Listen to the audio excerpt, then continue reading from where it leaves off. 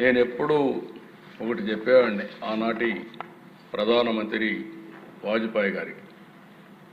మనం అందరం కూడా ఇప్పుడు నేషనల్ హైవేస్ అన్నీ కూడా వేసుకుంటున్నాం.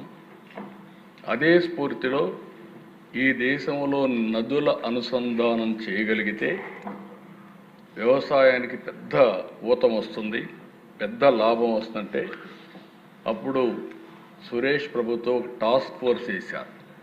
అది 2003లో. అంతలో 2004 ఎన్నికలు రావడం, ఆ ఎన్నికలైన తర్వాత ఎన్డీఏ ఓడిపోవడం, దాంతో ఇప్పటికి కూడా చేసుకోలేకపోతున్నాం. అంటే 25-30 ఏళ్ళైనా ఇంకా మనం చేసుకోలేకపోతున్నాం. ఈరోజు ఈ సభ ద్వారా మీ అందరికీ విజ్ఞప్తి చేసేది, ఇటీవల నేను చాలాసార్లు మాట్లాడినప్పుడు ప్రధానమంత్రి గారు కూడా లేదు, కొన్ని రాష్ట్రాలు ముందు వెనక ఉన్నాయి, ఈ విభేదాలు ఉన్నాయి, ఎవరైతే చొరవ తీసుకుంటారో వాళ్ళందరూ ముందుకై వెళ్ళి intra linking of rivers in the state చేయండి. మీరు ఏ రాష్ట్రానికి ఆ రాష్ట్రానికి కంప్లీట్ చేయండి.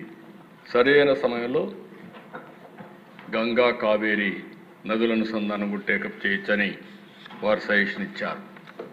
ఆ స్ఫూర్తితోనే మొదటి రాష్ట్రం నదుల అనుసంధానానికి శ్రీకారం చుడుతున్నాం. అన్ని నదుల అనుసంధానం చేసే బాధ్యత ఎన్డీఏ ప్రభుత్వం తీసుకుంటామని మీ అందరికీ విజ్ఞప్తి చేస్తున్నాను.